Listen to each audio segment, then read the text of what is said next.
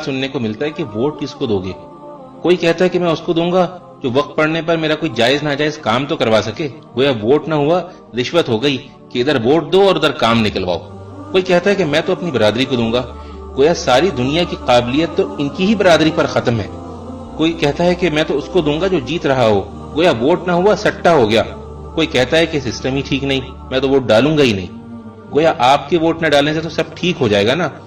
تو بھائیوں, کیا آپ نے اللہ کا حکم نہیں سنا کہ امانتیں اہل امانت کے سپرد کر دو؟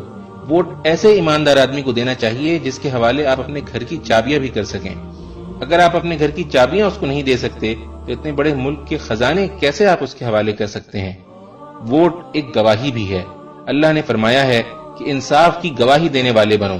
جس شخص کے حق میں آپ ووٹ ڈالتے ہیں تو در حقیقت آپ اس بات کی گواہی دیتے ہیں کہ وہ امانت, دیانت اور حکومت کے امور چلانے کی قابلیت رکھتا ہے.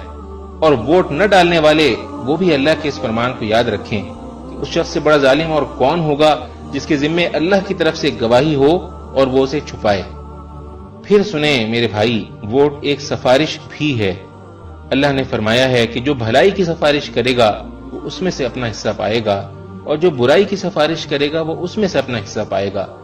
آپ کے ووٹ سے جو جیتے گا, آپ کی برادری کا ہو یا نہ ہو, اور ملک میں اچھے کام کرے گا, اس میں آپ کا بھی اجر ہوگا. اور اگر وہ برے کام کرے گا تو اس کے گناہ میں آپ بھی برابر کے شریک ہوں گے. اس لیے ووٹ صحیح آدمی کو دینا, غلط آدمی کو ووٹ دے کر اپنی آخرت برباد نہ کر لینا. کیونکہ رسول اللہ صلی اللہ علیہ وسلم نے فرمایا, روز قیامت وہ شخص سب سے زیادہ خسارے میں ہوگا جو دوسرے کی دنیا کے لیے اپنی آخرت کھو بیٹھے.